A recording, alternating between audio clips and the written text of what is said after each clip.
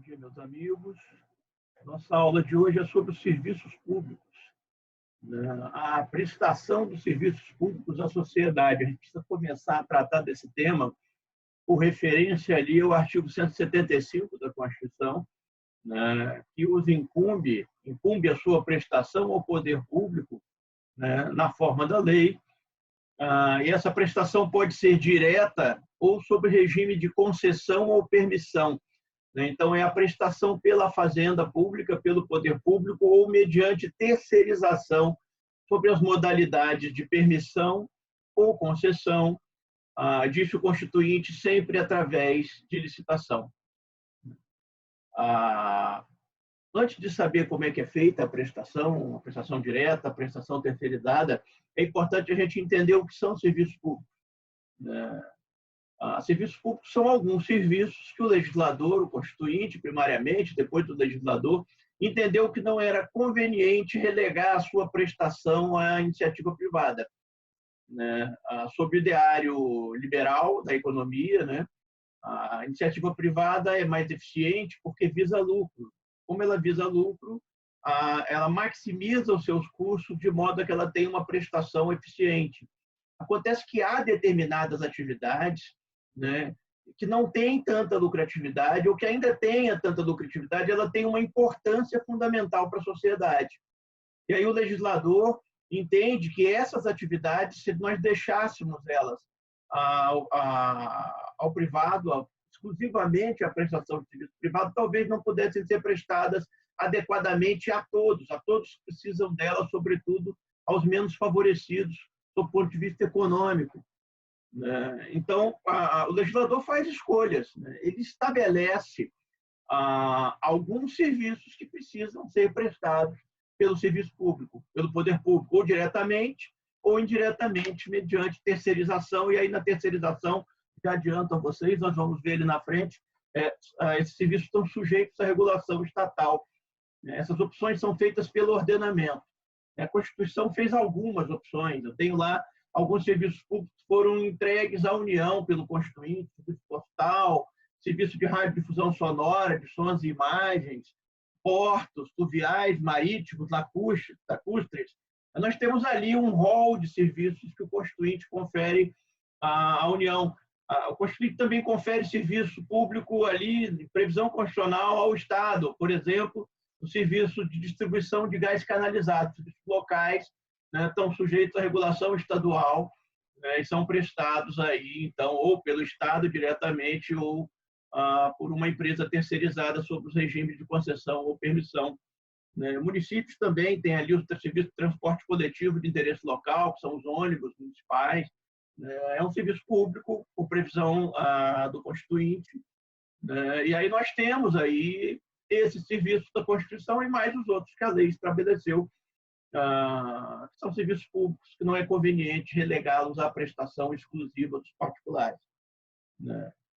Quando é que a administração os presta diretamente e quando é que ela terceiriza a sua prestação? E aí a gente precisa entender como a administração prestaria um serviço público diretamente. Não vai ser o governador do estado que vai lá prestar o serviço. Vocês sabem, aprenderam aqui nas aulas de direito administrativo, que nós temos na administração os fenômenos da desconcentração e da descentralização. As competências estatais, elas são repartidas entre os órgãos e entidades. Órgãos para desconcentração, em que a repartição de competência acontece dentro de uma mesma pessoa jurídica. Eu tenho o ente estatal, se for a União, os seus ministérios, se forem estados e municípios, suas secretarias, com suas respectivas repartições individuais, mas ainda sobre a pessoa jurídica do ente estatal, União, o Estado, o membro ou o município analisado. Existem instituições que têm personalidade jurídica própria, algumas de direito público, autarquias e fundações públicas, algumas de direito privado, empresas estatais, que podem ser divididas em empresas públicas, sociedade de economia mista. Vejam bem, é usual, quando a administração pública presta um serviço público, que ela constitua uma pessoa jurídica para atender essa finalidade. Em geral, empresas estatais, né? Mas se não for empresas estatais, teremos ali a atuação de uma autarquia, vai depender da natureza, da essencialidade do serviço prestado. Natureza, se ela é um serviço de prestação econômica, aí vamos para uma empresa estatal, uma pessoa jurídica de direito privado. Se ela não tem aí uma destinação típica econômica, aí teremos ali a prestação direta por uma autarquia ou até pelo próprio ente. O que pode delegar? O que pode terceirizar? Bom, a gente começa dizendo que não é possível terceirizar, né, aquilo que o legislador proibiu a terceirização, né? Há serviço de prestação obrigatória pelo poder público. Nós vamos encontrar esse serviço na legislação, na Constituição e nas leis brasileiras. Um exemplo, né, a serviços de prestação obrigatória, o serviço postal e correio, né? Aventa-se no governo federal a privatização dos Correios, mas aí vai ser preciso fazer um ajuste, uma modificação na Constituição para que a gente possa fazer a terceirização desse serviço. Hoje está proibido, hoje não é possível. Tá bem. E quando terceiriza, como fica isso? A sociedade fica refém do privado, né, da lucratividade do privado. Os serviços podem ficar mais caros, eles vão ficar mais baratos porque o privado é mais eficiente, eles vão ficar mais caros porque o privado quer ter lucro. Como é que isso funciona? Bom, a gente terceiriza serviços públicos, existe um método para fazer isso na administração pública. Eu disse o método agora há pouco, lá na leitura do 175 da Constituição. O método é o mesmo método da entrega de qualquer coisa que é do Estado para o particular. Toda vez que o Estado busca um particular para fazer alguma coisa para ele, ou para fazer alguma coisa para a sociedade em nome dele, a gente faz licitação. É preciso que o processo seja transparente para que não haja benefício aos amigos do rei.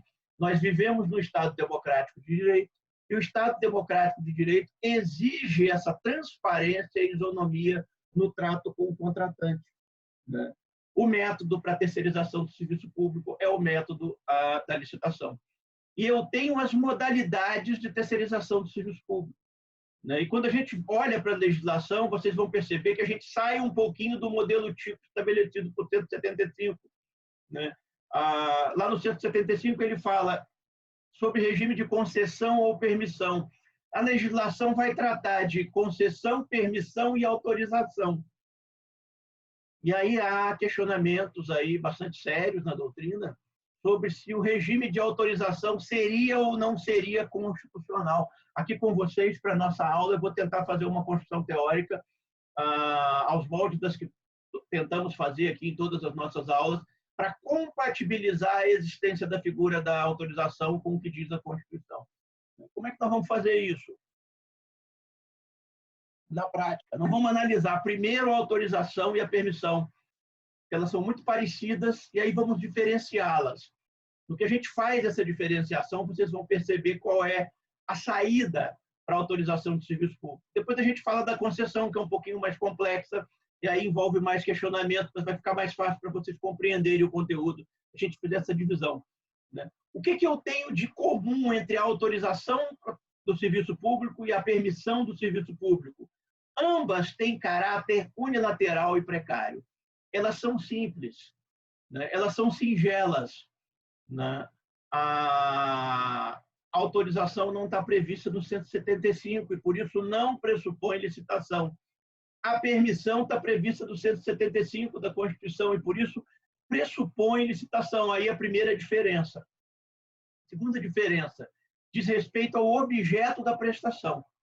E aí, com relação à distinção entre o objeto da prestação, eu consigo resolver o problema de validade constitucional das leis que prevêem a concessão de serviço público, a entrega de serviço público, a terceirização de serviço público na modalidade de autorização.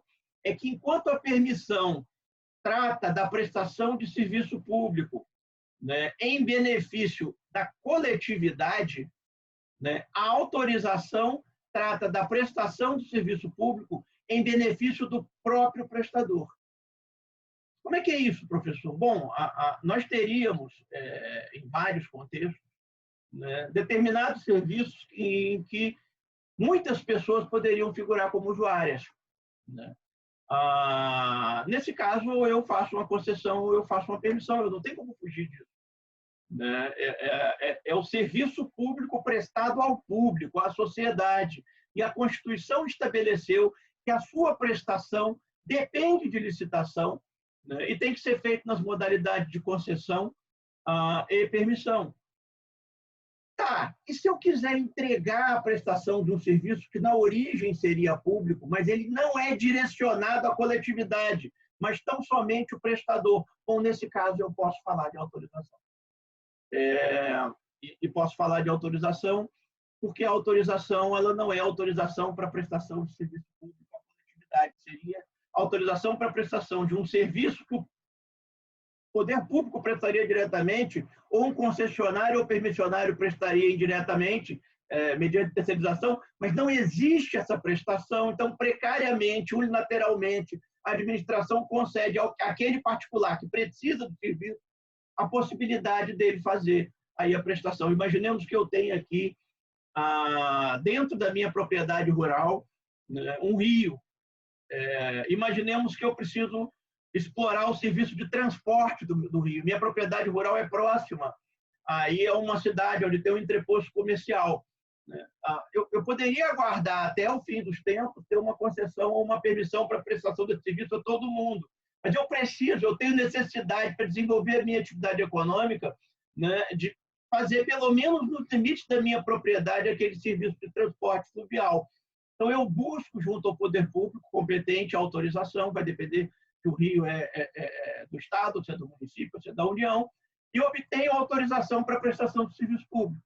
Essa é a diferença da autorização. Gente, a questão é um pouco polêmica, a doutrina não coloca essa diferença, não é toda a doutrina que coloca a diferença. Estou extraindo a diferença da doutrina da Maria Silvia Zanella de Pietro e do Silvio Rocha, professor da PUC São Paulo. Maria Silvia da USP, Silvio da PUC São Paulo. Com essa diferença, imagino que a gente consegue resolver o problema constitucional da inexistência de previsão contra a autorização. Tá certo? Permissão, autorização, agora vemos concessão. E a concessão, diferentemente da permissão e autorização, ela não é ato nem unilateral nem precário, né?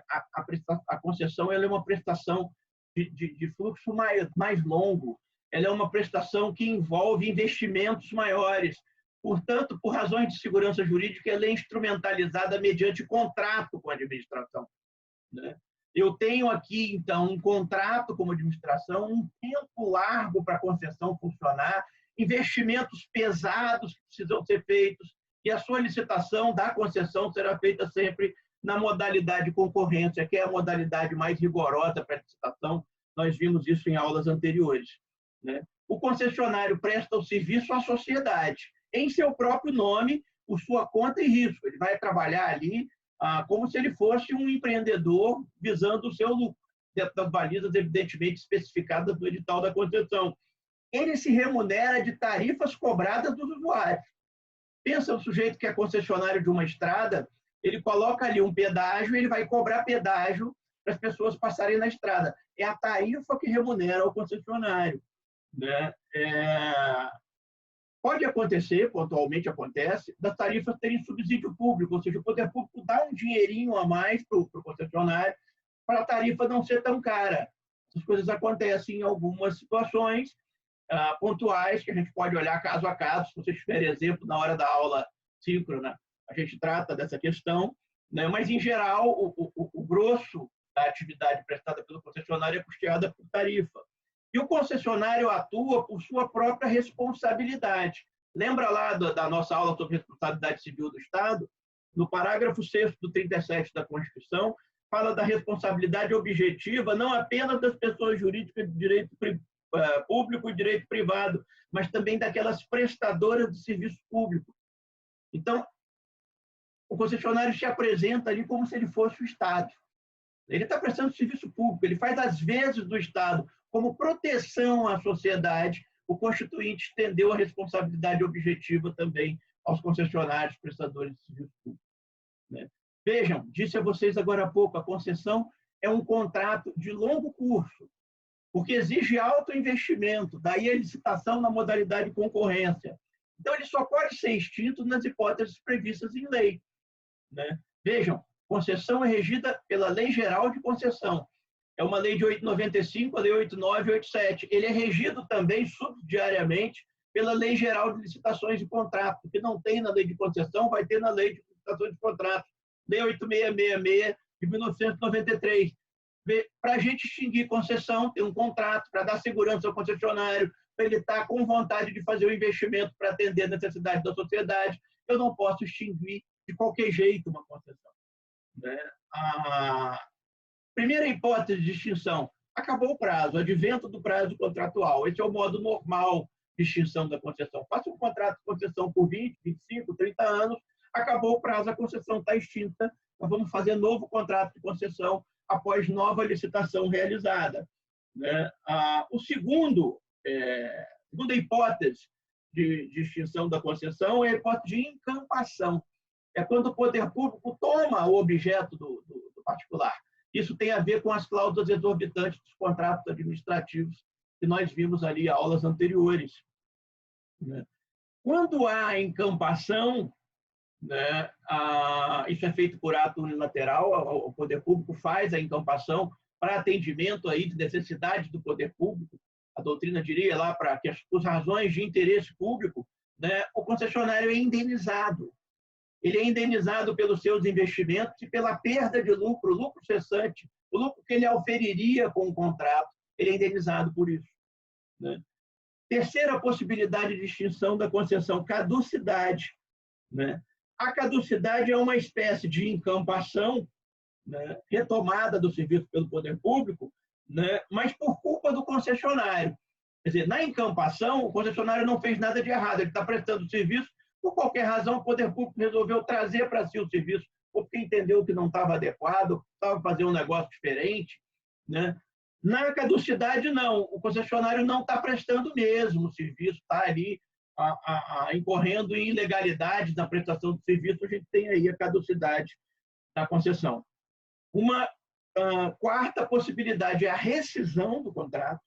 Né? E a rescisão na concessão ela é provocada por sentença judicial, né? E tem a ver com a inadimplência do poder concedente. Olha a pegadinha. Quando o concessionário não atua adequadamente, ele atua culposamente, ele tem aí um problema na execução, há caducidade. Quando é o poder público que não está adimplindo a sua parcela na concessão, por exemplo, quando ele tem subsídio, ou quando ele se prontifica a fazer algumas obras para o concessionário seguir, ou desapropriar alguma coisa para a gente poder, para o concessionário poder construir a rodovia, ou a ferrovia, ou o hospital. Quando o poder público não cumpre com a sua palavra, o concessionário precisa ir a juízo para rescindir o contrato. Né? Isso também é reflexo do que nós chamamos cláusulas exorbitantes nos contratos administrativos. E aí temos uma última hipótese, uma penúltima hipótese de extinção da concessão, né, que é a hipótese de anulação. A anulação é a extinção de contratos administrativos por vício jurídico. Houve uma ilegalidade, pode ser na licitação, pode ser na própria execução do contrato. Né? E eu tenho uma última hipótese, que é a extinção da concessão por falência do concessionário. O concessionário faliu, não tem mais condição de executar o contrato de concessão, então nós vamos precisar extingui-lo com a retomada do serviço pelo poder público, ou para que ele possa prestá-lo, ou para que ele possa fazer aí nova licitação. Né? Vou dar exemplos para facilitar a compreensão. Vou dar um exemplo aqui do Espírito Santo, pode ajudá-los aí a compreender o que se passa. Imaginemos a concessão de distribuição local de gás canalizado no Espírito Santo. Ela era feita, até muito pouco tempo atrás, por uma empresa privada que foi contratada como concessionária de serviço público, concessionária do serviço de distribuição de gás canalizado. Essa empresa foi contratada em 1993, pouco depois da edição da Lei 8666, pouco antes da edição da Lei de Concessões. A Lei de Concessões veio 2 anos depois, a Lei 866 veio um pouco antes da assinatura do contrato de concessão da empresa de gás do Espírito Santo, da concessionária de gás do Espírito Santo. A empresa começa a prestar o serviço, prestava seus serviços adequadamente, o gás chegava nas indústrias, o gás chegava na casa das pessoas, estava tudo certo.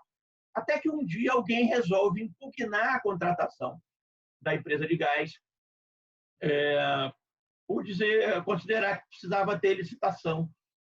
para a contratação, e a empresa concessionária era uma subsidiária da Petrobras, e ela não foi contratada mediante licitação, ela foi contratada mediante dispensa de licitação, e o autor popular discutia isso, era uma ação popular que nós tínhamos aqui no Espírito Santo, discutia isso em juízo. Né? Depois eu conto para vocês o meio de caminho, mas só para encurtar o exemplo, num dado momento, o Estado do Espírito Santo resolve ele assumir a concessão. Né? Diz, olha, tem questionamento judicial, não me interessa mais, eu vou montar uma empresa de gás. O Estado do Espírito Santo monta a empresa de gás, de alguma forma indeniza a concessionária, né? E aí segue ele próprio prestando diretamente o serviço via empresa de gás. A empresa de gás do Espírito Santo se chama ES Gás. É uma empresa estatal, constituída por capital público e privado, é uma sociedade de economia mista, mas a maioria das ações com direito a voto pertence ao Espírito Santo. Né? Nós tivemos aqui em Campação, não tivemos, por causa desse detalhe que eu vou trazer para os senhores agora à frente. Nós temos uma hipótese de extinção de concessão, que é a extinção por lei. A Lei Geral das Concessões, Lei 8987, né, previu que todas as concessões que fossem feitas anteriormente à sua edição, mas na vigência da Constituição, sem licitação, estariam extintas. O legislador extinguiu a concessão, não foi o poder público que extinguiu, portanto, não há encampação. Né? Essa foi a situação que a Procuradoria-Geral do Estado do Espírito Santo entendeu estar encartada a situação da concessão de gás do Espírito Santo. Nós tivemos uma contratação direta por dispensa de licitação, né? Acho até que foi equivocada a forma, mas ela foi feita lá atrás, essas coisas se convalidaram no tempo, né? Mas o legislador disse, olha, não interessa se a contratação foi correta. Se não houve licitação, disse o legislador, eu preciso extinguir a concessão. Houve um questionamento sobre a validade constitucional desse dispositivo legal, né?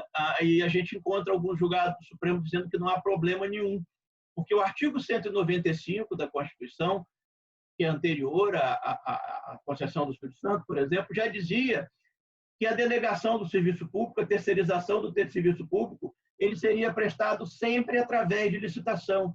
Então, o Constituinte não deixou margem para a contratação direta. Né? Daí o Espírito Santo reconheceu aqui, há poucos anos atrás, que a lei havia extinto a concessão, né? Foi feito um parecer, eu sou um dos autores do parecer, junto com o Rodrigo de Paula, que é o atual Procurador-Geral do Estado do Espírito Santo. Nós editamos uma lei para dar ciência à sociedade e restava ao Espírito Santo duas alternativas. Uma delas, fazer uma licitação, né? E a outra, criar uma empresa de gás. Um detalhe, nós precisaríamos indenizar a ex-concessionária, porque ela fez investimentos acreditando que ficaria até o final do contrato. Gente, não é a mesma indenização da encampação. Na encampação, eu tenho que indenizar o investimento e tenho que indenizar o lucro cessante. Nesse caso da extinção legal, eu só tenho que indenizar o investimento. É a indenização que está prevista na Lei 8666. Não tenho previsão dela na Lei Geral de Concessões. Mas ainda assim tenho que indenizar. O que o Espírito Santo fez? Entra em acordo com a antiga concessionária e diz a ela, olha, vamos quantificar quanto eu te devo e eu te entrego em ações da empresa estatal. Então, o Espírito Santo monta uma empresa estatal para prestar serviço e tem como sócia a ex-concessionária. Né? Foi um arranjo, uma modelagem administrativa que foi feita, né? Mas ajuda a gente a ter aí exemplos para compreender duas coisas. Como funciona a prestação direta e a prestação terceirizada e como funciona a extinção da concessão pelo próprio legislador. Né? Um último detalhezinho sobre concessão, né, que eu queria trazer para vocês são as parcerias público-privadas. Vocês vão dizer, poxa, professor, não pode, né? Lá no começo da aula você falou que tinha que ser permissão ou concessão. Fez uma gambiarra aqui, usando a doutrina do Silvio Rocha e da Maria Silvia, para resolver aí o problema da permissão, restringindo o objeto da contratação. Né? Bacana isso, mas PPP é diferente. Tinha que estar previsto na Constituição. Pois é, dessa vez quem fez a gambiarra, quem fez o ajuste foi o legislador. Como é que o legislador faz para constitucionalizar a PPP? Ele diz, na lei instituidora da PPP, a Lei 11.079, de 2004, que a PPP é uma modalidade de concessão. Então, vale para ela tudo que vale para concessão e a lei das PPPs não previu diferente. Né? Na parceria público-privada, eu tenho um particular que investe recursos próprios na construção de obras e rede de infraestrutura. Ele é um parceiro privado do poder público. Na concessão, eu posso ter investimento de recurso próprio ou não. Eu posso ter o poder público investindo e entregando só a administração. A PPP é uma concessão diferente, ela tem essa característica diferenciada e ela tem uma série de exigências para funcionar. Ela tem também, a PPP, duas modalidades. Eu tenho o que se chama a concessão patrocinada, que é aquela que, além da tarifa, o concessionário, aquele que é o detentor da PPP, o parceiro privado do poder público, ele recebe uma contraprestação pecuniária do próprio poder público. O poder público ali patrocina a parceria público-privada, patrocina a prestação do serviço público. E eu tenho a concessão administrativa, que é aquela que o destinatário nem é a sociedade, é o próprio poder público. Vou dar exemplos para vocês. Vamos imaginar que eu tenho uma rodovia, e essa rodovia precisa ser concedida, e por uma série de razões a administração resolve fazer a concessão mediante parceria público-privada. E aí a própria administração resolve, olha, eu vou fazer um aporte financeiro, eu vou pagar desapropriações para que esse negócio saia do chão. Isso é uma concessão patrocinada, uma parceria público-privada na modalidade de concessão patrocinada. Quem vai pagar o investimento é o usuário. Ele vai pagar a tarifa pelo investimento do parceiro privado, mas o poder público já deu um aporte, ele patrocinou, ele vai baixar a tarifa. Na concessão administrativa é um pouco diferente. Imaginemos que, em vez de construir uma rodovia, eu resolva construir uma sede administrativa para o governo do Estado do Espírito Santo, onde eu pudesse reunir todas as secretarias, autarquias, empresas, etc. O que o Estado faz? Olha, em vez de fazer uma licitação, contratar, depois eu vou ter que fazer uma licitação, contratar a consultora, depois eu vou ter que fazer uma licitação para contratar alguém que vai manter o prédio, porteiro, vigilância, comprar mesa, cadeira, computador, ar-condicionado. Fazer um negócio, eu vou fazer uma PPP. Eu chamo um parceiro para administrar a sede administrativa. O cara constrói, ele tem o preço dele, ele já bota no contrato quanto é que ele vai me cobrar e eu vou pagando isso em 20 anos, 25 anos, 30 anos, depois o objeto volta para o poder público. Então, eu crio uma parceria público-privada. O privado cria condições para a atuação do poder público, concessão administrativa. Quem remunera é o próprio poder público, não é o usuário. Meus amigos, sobre o ponto de vista de terceirização de serviço público, eu disse a vocês quase tudo que eu queria. Eu só preciso falar do ajuste necessário na terceirização.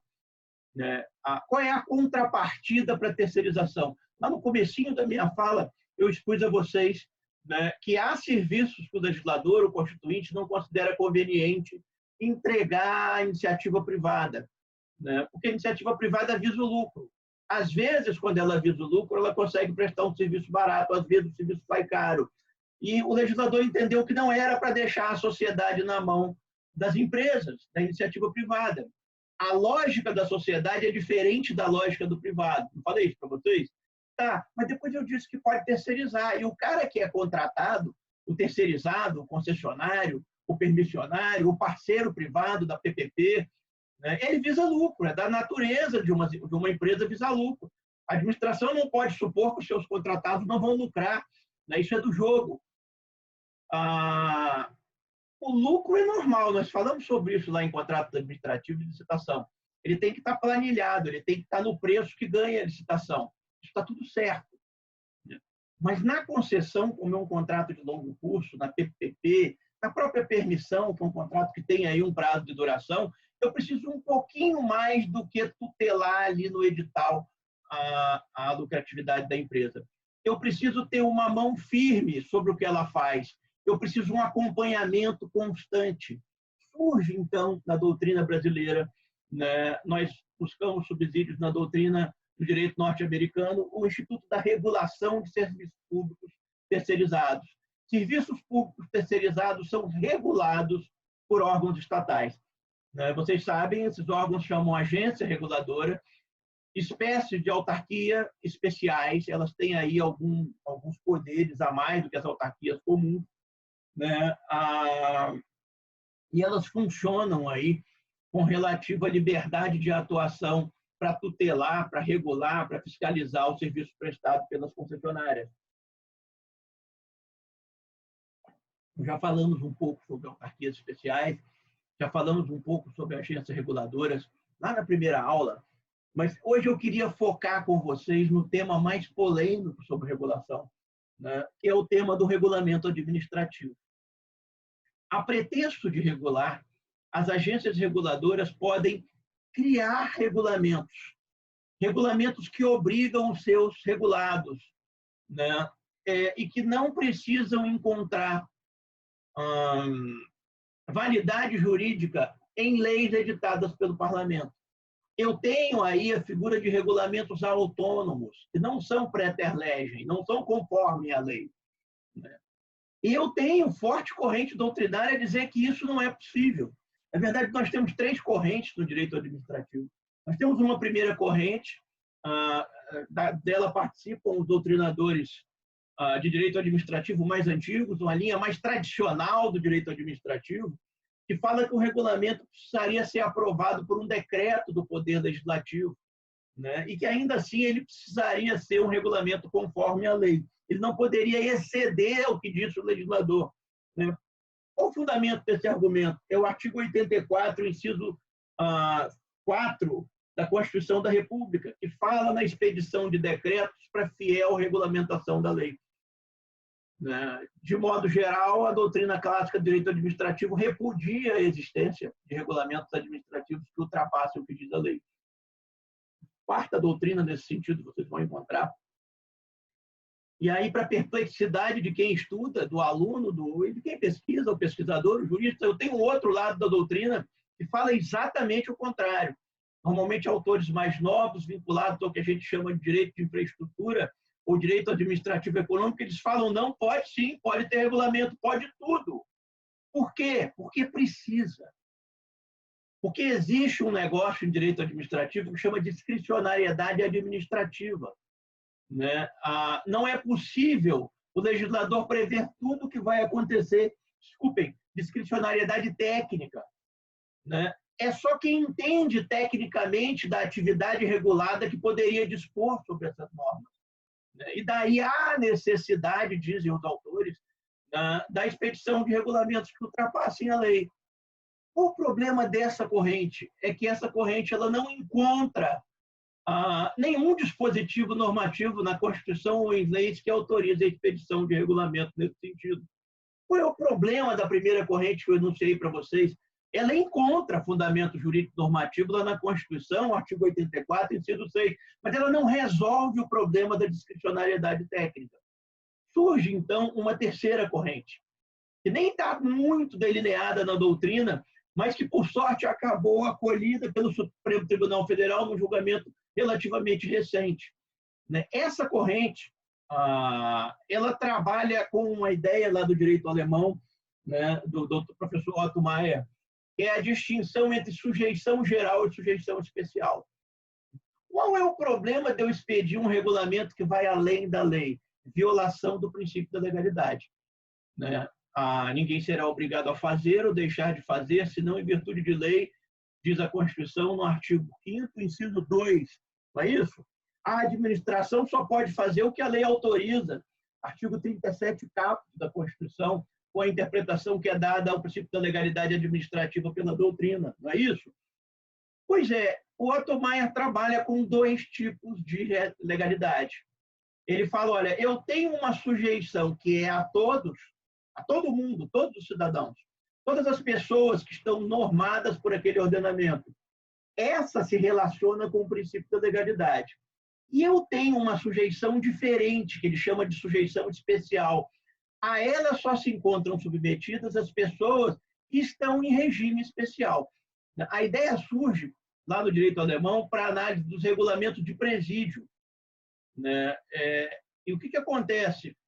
Saber o que pode e o que não pode em presídio, na Alemanha, não podia ser com o legislador. Porque tem presídio em região mais quente, tem presídio em região mais fria, tem presídio com preso mais perigoso, tem presídio com preso menos perigoso. Isso tem a ver, por exemplo, com a definição de quantas horas as pessoas terão banho de sol dentro do presídio, né? O que eles colocam lá no direito alemão? Conforme a situação em que se coloca o preso, eu tenho um regime diferenciado. E quando eu edito um regulamento para esse regime diferenciado, eu não ofendo o princípio da legalidade, porque eu só regro, eu só normo quem está no regime de sujeição especial. Isso vale, por exemplo, para a biblioteca.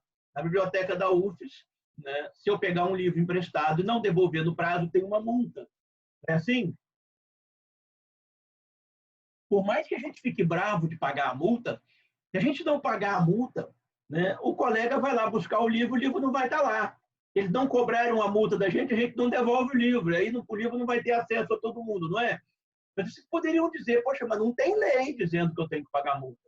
Se não tem lei dizendo que eu tenho que pagar multa, eu não vou pagar multa nenhuma. A Constituição falou, eu não sou obrigado a fazer ou deixar de fazer, senão em virtude de lei. Mas vejam, a biblioteca pode me dizer, olha, Cláudio, você também não é obrigado a pegar livro na biblioteca.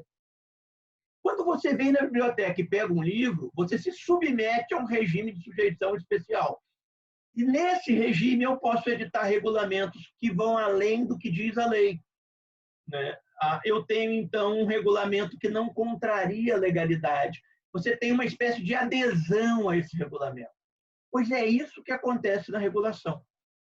Pode editar regulamento administrativo, regulamentos de agências reguladoras podem dispor além do que diz a lei, porque eles só se aplicam, ou eles apenas deveriam se aplicar, a quem está na situação de regulado, portanto, num regime de sujeição especial, né? Então, o regulamento da ANP, da ANEEL, da Anatel, ela não regulamenta a conduta, ele não pode regulamentar a conduta do usuário, apenas do concessionário, do prestador de serviço. Se ele observa esses limites, ele pode passar da lei, não vai ter ofensa ao princípio da legalidade. Não é porque precisa, não é porque senão não tem jeito, como disse a primeira corrente, né? É porque a relação é de sujeição especial, não é de sujeição geral. Eu não encontro, então, óbice no princípio administrativo de legalidade. Vou dar um exemplo para vocês que o professor Márcio Camarosano nos apresentou lá no doutorado em Direito Administrativo na PUC São Paulo, para vocês compreenderem ali uma situação limite. Eu tenho uma agência que regula o transporte marítimo, na área portuária. Nem sei mais o nome da agência, mas tem uma agência que regula isso. E aí a agência edita um regulamento e bota lá uma série de regras para vincular as pessoas que estão sujeitas à regulação dela. Pode? Pode.